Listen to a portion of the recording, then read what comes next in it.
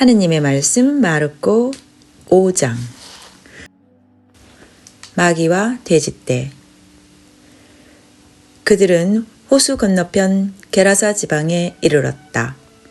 예수께서 배에서 내리셨을 때에 더러운 악령 들린 사람 하나가 무덤 사이에서 나오다가 예수를 만나게 되었다. 그는 무덤에서 살았는데 이제는 아무도 그를 메어둘 수가 없었다. 쇠사슬도 소용이 없었다. 여러 번 쇠고랑을 채우고 쇠사슬로 묶어두었지만 그는 번번이 쇠사슬을 끊고 쇠고랑도 부수어버려 아무도 그를 휘어잡지 못하였다. 그리고 그는 밤이나 낮이나 항상 묘지와 산을 돌아다니면서 소리를 지르고 돌로 제 몸을 짓짓곤 하였다.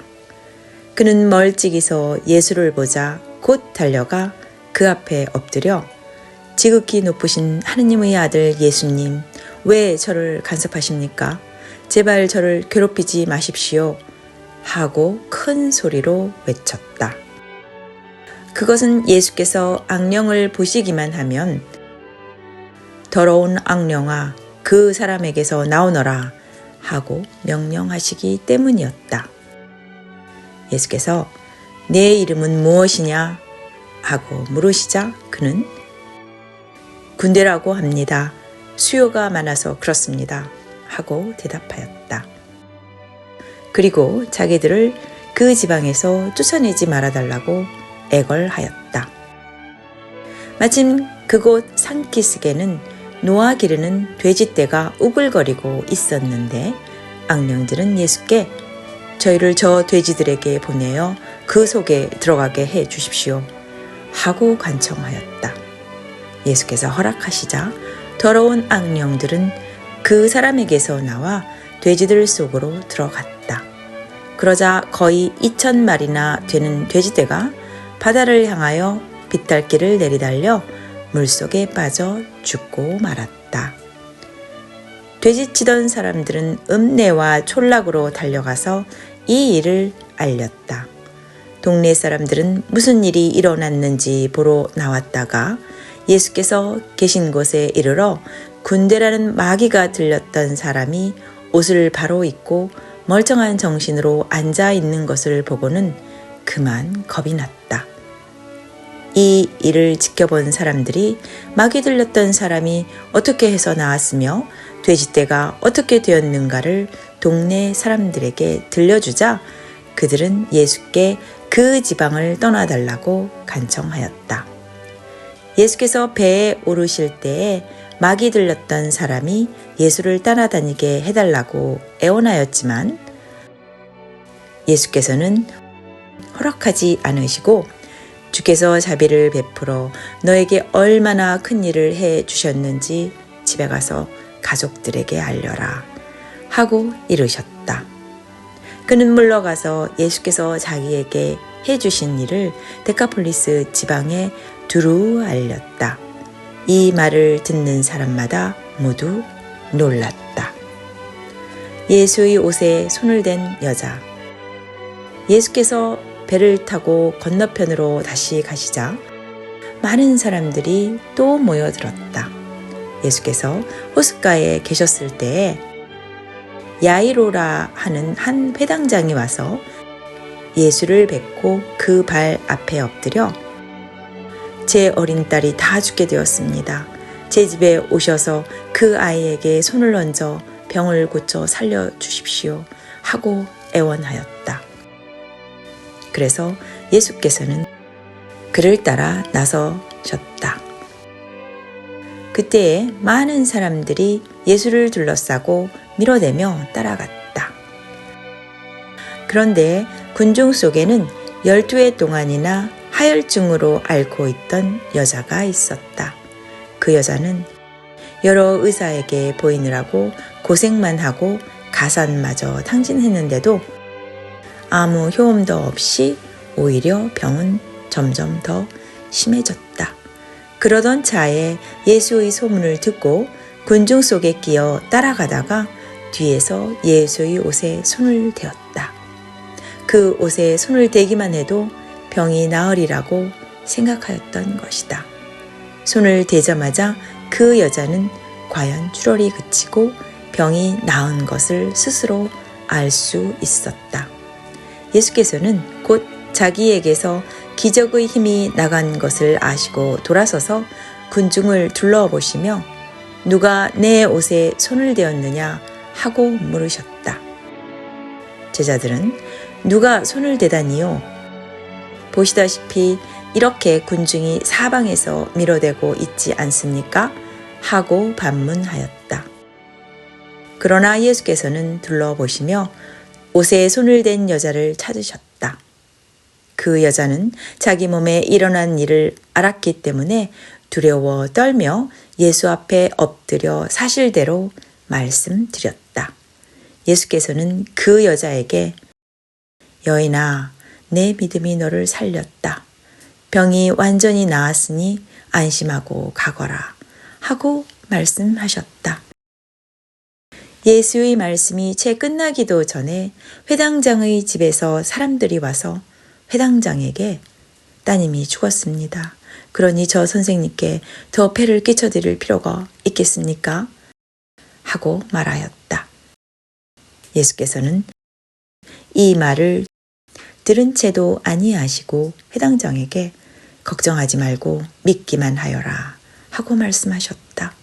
그리고 베드로와 야고보와 야고보의 동생 요한 외에는 아무도 따라오지 못하게 하시고 회당장의 집으로 가셨다. 예수께서는 거기서 사람들이 울며 불며 떠드는 것을 보시고 집 안으로 들어가셔서 그들에게 왜 떠들며 울고 있느냐? 그 아이는 죽은 것이 아니라 잠을 자고 있다. 하고 말씀하셨다. 그들은 콧웃음만 쳤다. 예수께서는 그들을 다 내보내신 다음에 아이의 부모와 세 제자만 데리고 아이가 누워있는 방에 들어가셨다. 그리고 아이의 손을 잡고 달리다 쿰 하고 말씀하셨다. 이 말은 소녀야 어서 일어나거라 하는 뜻이다. 그러자 소녀는 곧 일어나서 걸어 다녔다. 소녀의 나이는 12살이었다. 이 광경을 본 사람들은 놀라 마지 않았다. 예수께서는 그들에게 이 일을 아무에게도 알리지 말라고 엄하게 이르시고 소녀에게 먹을 것을 주라고 하셨다. 하나님의 말씀 마르코 6장. 예언자는 고향에서 존경을 받지 못한다. 예수께서 그곳을 떠나 제자들과 함께 고향으로 돌아가셨다.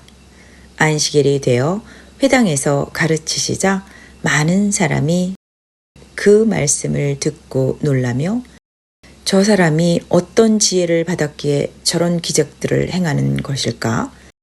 그런 모든 것이 어디서 생겨났을까? 저 사람은 그 목수가 아닌가? 그 어머니는 마리아요. 그 형제들은 야고보, 요셉, 유다, 시몬이 아닌가?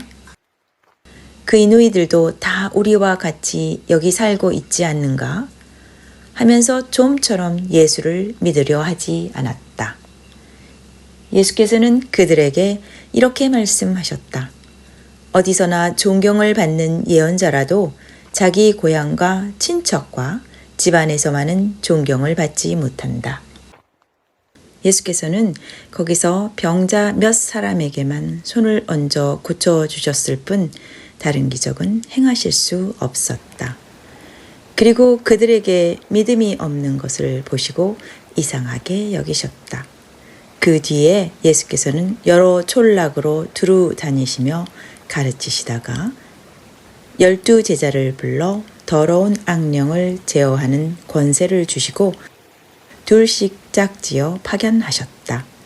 그리고 여행하는데 지팡이 외에는 아무것도 지니지 말라고 하시며 먹을 것이나 자루도 가지지 말고 전대에 돈도 지니지 말며 신발은 신고 있는 것을 그대로 신고 속옷은 2벌씩 껴입지 말라고 분부하셨다.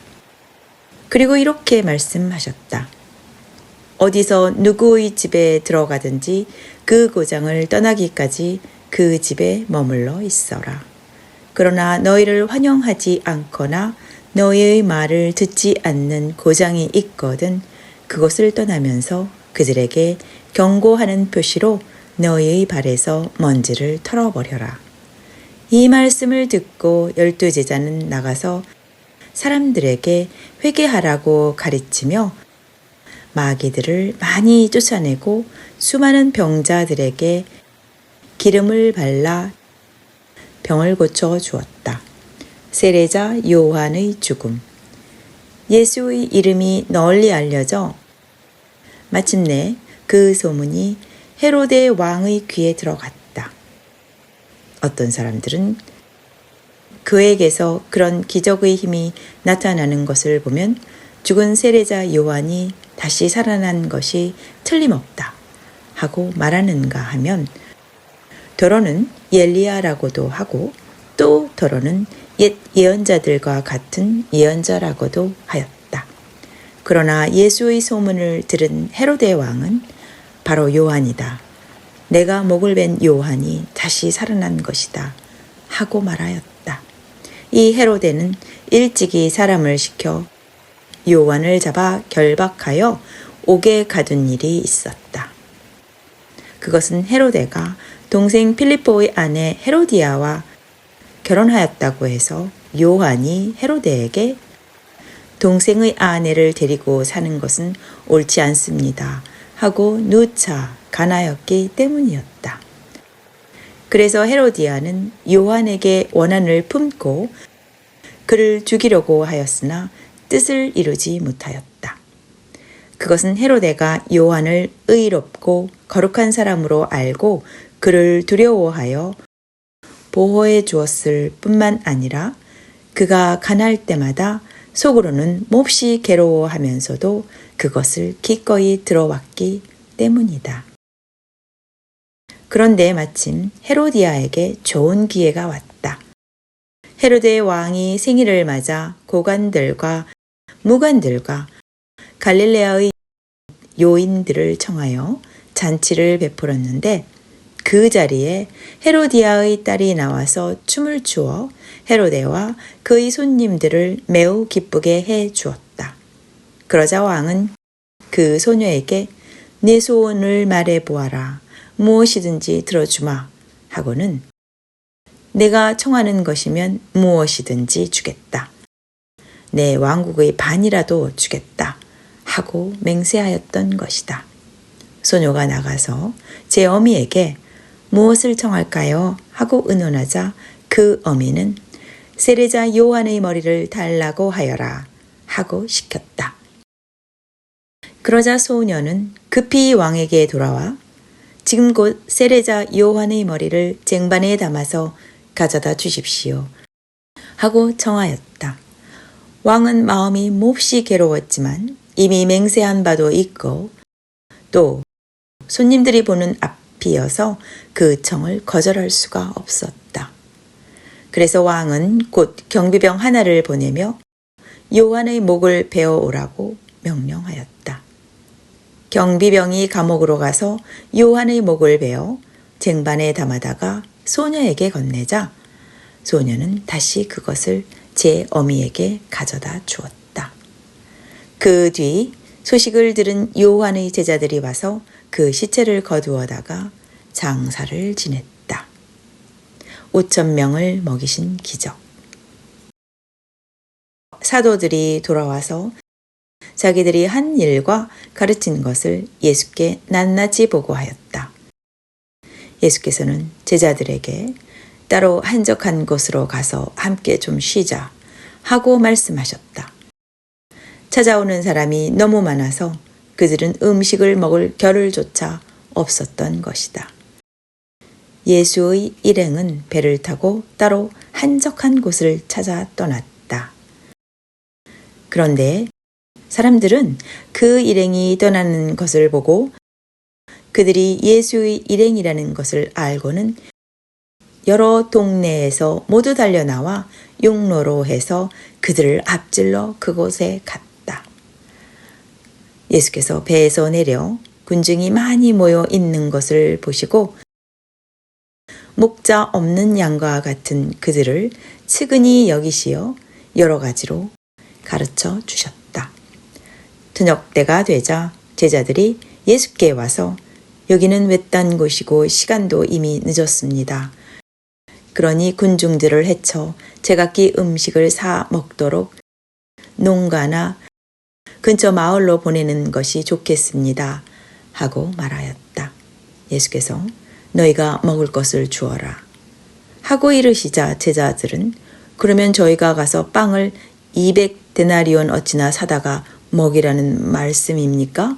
하고 물었다. 그러자 예수께서는 지금 가지고 있는 빵이 몇 개나 되는가 가서 알아보아라 하셨다. 그들이 알아보고 돌아와서 빵 5개와 물고기 2마리가 있습니다. 하자 예수께서는 제자들에게 군중을 풀밭에 떼지어 앉게 하라고 이르셨다. 군중은 100명씩 또는 50명씩 모여 앉았다. 예수께서는 빵 5개와 물고기 2마리를 손에 드시고 하늘을 우러러 감사의 기도를 드리신 다음 빵을 떼어 제자들에게 주시며 군중들에게 나누어 주라고 하셨다. 그리고 물고기 2마리도 모든 사람에게 나누어 주셨다. 사람들은 모두 배불리 먹었다. 그리고 남은 빵 조각과 물고기를 주워 모으니 12광주리에 가득 찼으며 먹은 사람은 남자만도 5,000명이나 되었다. 물 위를 걸으신 기적. 그 뒤에 곧 예수께서는 제자들을 재촉하여 배를 태워 건너편 벳사이다로 먼저 가게 하시고 그동안에 혼자서 군중을 돌려보내셨다. 그들을 보내시고 나서 기도하시려고 산으로 올라가셨다. 날이 저물었을 때에 배는 바다 한가운데에 있었고 예수께서는 혼자 육지에 계셨다. 제자들은 마침 역풍을 만나 배를 젓느라고 몹시 애를 쓰고 있었다. 이것을 보신 예수께서는 물 위를 걸어서 제자들 쪽으로 오시다가 그들 곁을 지나쳐 가시려고 하였다. 그것은 새벽 4시쯤이었다. 제자들은 예수께서 물 위를 걸어 오시는 것을 보고 유령인 줄 알고 비명을 질렀다. 그를 보고 모두 겁에 질렸던 것이다. 그러자 예수께서 곧 제자들을 향하여 나다, 겁내지 말고 안심하여라 하시며 그들이 탄 배에 오르시자 바람이 그쳤다. 제자들은 너무나 놀라 어찌할 바를 몰랐다. 그들은 마음이 무디어서 군중에게 빵을 먹이신 기적도 아직 깨닫지 못하였던 것이다. 겟네사렛에서 병자들을 고치신 예수. 그들은 바다를 건너 겟네사렛 땅에 배를 대었다. 그들이 배에서 내리자 사람들은 곧 예수를 알아보고 그 근처 온 지방을 뛰어다니면서 병자들을 요에 눕혀가지고 예수가 계시다는 곳을 찾아 그리로 데려왔다. 마을이나 도시나 농촌이나 어디든지 예수께서 가시기만 하면 사람들은 병자들을 장터로 데려다 놓고 그 옷자락만이라도 만지게 해달라고 간청하였다. 그리고 손을 댄 사람은 모두 나았다. 하느님의 말씀 마르코 7장. 유다인들의 전통. 예루살렘에서 온 바리사이파 사람들과 율법학자 몇 사람이 예수께 모여왔다가 제자 몇 사람이 손을 씻지 않고 부정한 손으로 음식을 먹는 것을 보았다. 원래 바리사이파 사람들 뿐만 아니라 모든 유다인들은 조상의 전통에 따라 음식을 먹기 전에 반드시 손을 깨끗이 씻었고 또 시장에서 돌아왔을 때에는 반드시 몸을 씻고 나서야 음식을 먹는 관습이 있었다.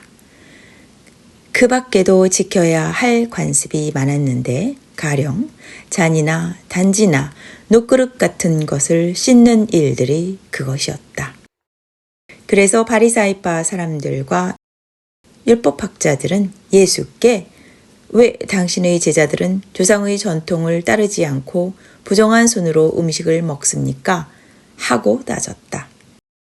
예수께서는 그들에게 이렇게 대답하셨다. 이사야가 뭐라고 예언했느냐? 이 백성이 입술로는 나를 공경하여도 마음은 나에게서 멀리 떠나 있구나. 그들은 나를 헛되이 예배하며 사람의 계명을 하나님의 것인 양 가르친다. 했는데 이것은 바로 너희와 같은 위선자를 두고 한 말이다. 너희는 하느님의 계명을 버리고 사람의 전통을 고집하고 있다. 그리고 이어서 이렇게 말씀하셨다. 너희는 그 전통을 지킨다는 구실로 교모하게 하느님의 계명을 어기고 있다.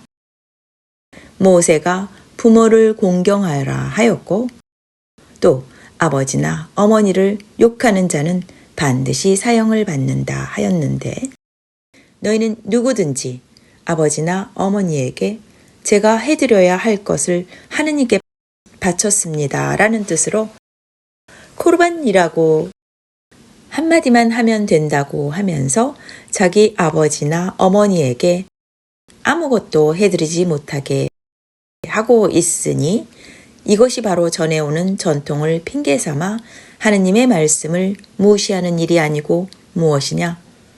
너희는 이 밖에도 그런 일을 많이 저지르고 있다. 예수께서 다시 사람들을 불러 모으시고 이렇게 가르치셨다. 너희는 내 말을 새겨들어라. 무엇이든지 밖에서 몸 안으로 들어가는 것은 사람을 더럽히지 않는다.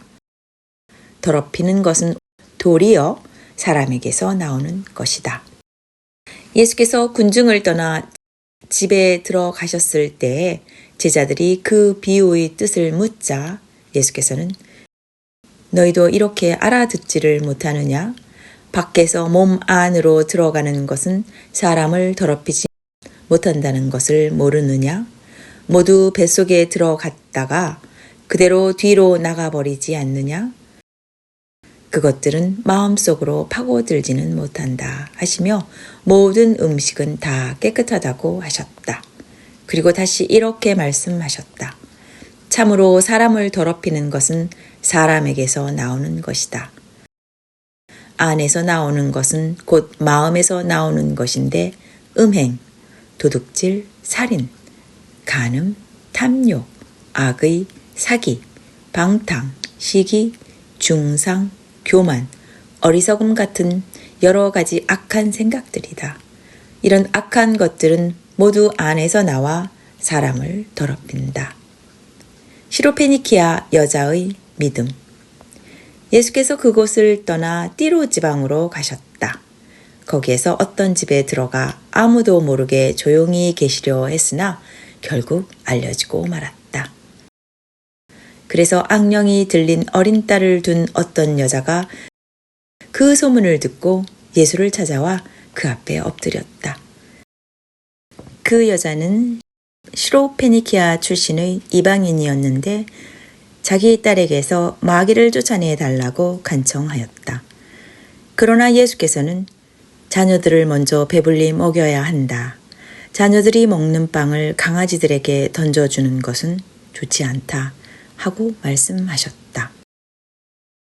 그래도 그 여자는 선생님, 그렇긴 합니다만 상 밑에 있는 강아지도 아이들이 먹다 떨어뜨린 부스러기는 얻어먹지 않습니까? 하고 사정하였다. 그제야 예수께서는 옳은 말이다. 어서 돌아가 보아라. 마귀는 이미 내 딸에게서 떠나갔다. 하고 말씀하셨다. 그 여자가 집에 돌아가 보니 아이는 자리에 누워 있었고 과연 마귀는 떠나가고 없었다.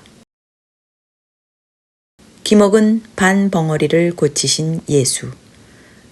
그 뒤 예수께서는 띠로 지방을 떠나 시돈에 들르셨다가 데카폴리스 지방을 거쳐 갈릴레아 호수로 돌아오셨다. 그때 사람들이 기먹은 밤 벙어리를 예수께 데리고 와서 그에게 손을 얹어 주시기를 청하였다. 예수께서는 그 사람을 군중 사이에서 따로 불러내어 손가락을 그의 귀 속에 넣으셨다가 침을 발라 그의 혀에 대시고 하늘을 우러러 한숨을 내신 다음 에파타 하고 말씀하셨다. 열려라 라는 뜻이었다. 그러자 그는 귀가 열리고 혀가 풀려서 말을 제대로 하게 되었다. 예수께서는 그 일을 아무에게도 말하지 말라고 엄하게 다스렸으나 그럴수록 사람들은 더욱더 널리 소문을 퍼뜨렸다. 사람들은 귀머거리를 듣게 하시고 벙어리도 말을 하게 하시니 그분이 하시는 일은 놀랍기만 하구나 하며 경탄하여 마지 않았다. 하느님의 말씀 마르코 8장 4,000명을 먹이신 기적. 그 무렵 사람들이 또 많이 모여들었는데 먹을 것이 없어서 예수께서는 제자들을 불러 이 많은 사람들이 벌써 사흘이나 나와 함께 지냈는데 이젠 먹을 것이 없으니 참 보기에 안 됐다. 그들을 굶겨서 집으로 돌려보낸다면 길에서 쓰러질 것이다. 더구나 그 중에는 먼 데서 온 사람들도 있다 하고 말씀하셨다. 제자들이 여기는 외딴 곳인데 이 많은 사람들을 배불리 먹일 빵을 어디서 구해오겠습니까? 하고 반문하자 예수께서 빵이 몇 개나 있느냐 하고 물으셨다. 그들이 7개가 있습니다 하니까 예수께서는 사람들을 땅에 앉게 하시고 빵 7개를 손에 들고 감사의 기도를 드리신 다음 떼어서 제자들에게 주시며 나누어 주라고 하셨다. 제자들은 시키는 대로 나누어 주었다. 또 작은 물고기도 몇 마리 있었는데 예수께서는 그것도 축복하신 뒤에 나누어 주라고 하셨다. 군중은 모두 배불리 먹었다. 그리고 남은 조각을 주어 모으니 7바구니나 되었고 먹은 사람은 약 4,000명이었다. 그 뒤 예수께서는 군중을 헤쳐 보내신 다음 곧 제자들과 함께 배를 타고 달마누타 지방으로 가셨다. 하늘의 기적을 요구하는 바리사이파 사람들. 바리사이파 사람들이 와서 예수의 속을 떠보려고 하느님의 인정을 받은 표가 될 만한 기적을 보여달라고 하면서 말을 걸어왔다. 예수께서는 마음속으로 깊이 탄식하시며 어찌하여 이 세대가 기적을 보여달라고 하는가? 나는 분명히 말한다.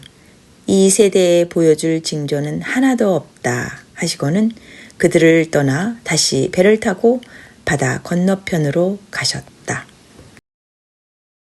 그들의 누룩을 조심하여라. 제자들이 잊어버리고 빵을 가져오지 못하여 배 안에 빵이 한 덩어리밖에 없었다. 예수께서 제자들에게 바리사이파 사람들의 누룩과 헤로데의 누룩을 조심하여라 하고 경고하시자 제자들은 빵이 없구나 하며 서로 걱정하였다. 예수께서 그 눈치를 알아채시고 이렇게 말씀하셨다. 빵이 없다고 걱정들을 하다니 아직도 알지 못하고 깨닫지 못했느냐? 그렇게도 생각이 둔하냐?